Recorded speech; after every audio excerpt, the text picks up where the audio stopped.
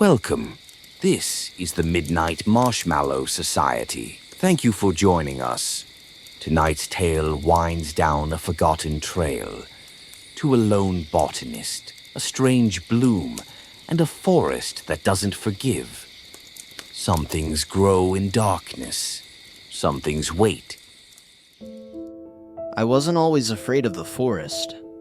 I've spent the better part of my life among leaves and bark, cataloging rare plants, digging into soil to uncover species no one's seen in centuries.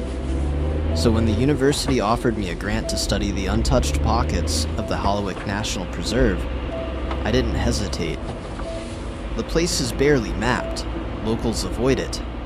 They call it cursed, but they say that about any place without cell towers and tourists.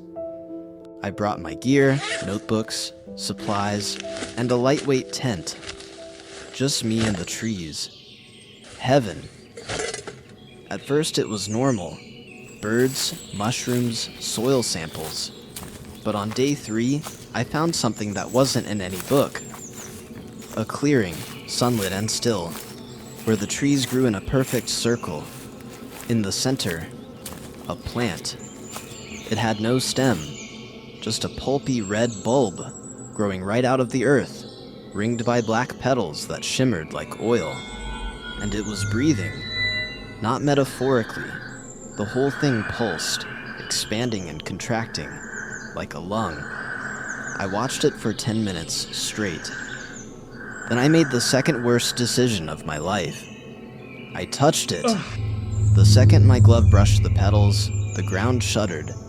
Not dramatically, no cracks, no earthquake, just a ripple, like something large had shifted deep beneath me. The wind died. No birds, no bugs, no sound at all. I packed my samples and hiked back to camp, but it was getting dark fast, way faster than it should have. I barely made it to my tent before night swallowed everything. That night, I had dreams. No, memories that weren't mine. Of roots twisting in slow motion. Of bones buried and blooming like flowers. Of eyes blinking open beneath soil. I woke up with my hands coated in dirt. My boots were soaked. I hadn't slept in the tent. I'd been digging. That was the first night. The second night, I heard voices. Not whispering, chanting. Low and rhythmic, like something trying to remember how to speak. I shined my light into the woods and caught glimpses of things moving. Not animals, not people, just shapes, slender and bent, like twisted saplings with too many joints. They stayed in the shadows, but the shadows moved closer. By morning, my samples were gone. So were my notes. And I swear, the trees were closer than before. I tried to leave, but the GPS spun in circles. The trail markers I'd carved into trees had all vanished, healed over like they'd never been touched. And that night, the forest spoke, not in words, in hunger. It pulled at my thoughts, my memories. I felt it digging inside me like roots cracking stone. I saw the truth. That flower I found, it wasn't a plant. It was an offering plate, and I had taken from it. The forest had remembered. I don't know how I got out. I remember running, screaming, then waking up on the side of a logging road, mouth full of dirt, fingernails packed with moss. I was gone for 3 days. Back home, I can't keep anything alive, not even a fern. Plants die when I walk by. Sometimes I hear that chant again, when I'm near soil.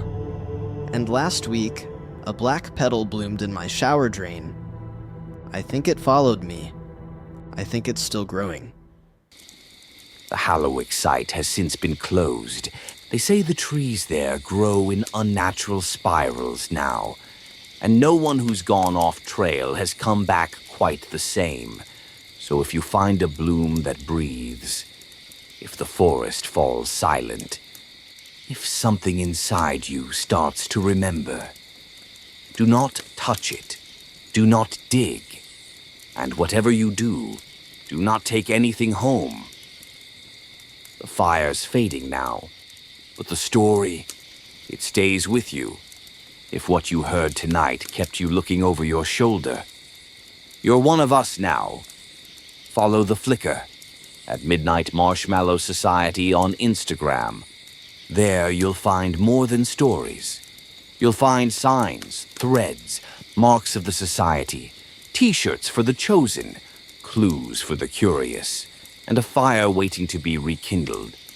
Until next time, keep your matches dry and your back to the woods, because the next story might already be watching.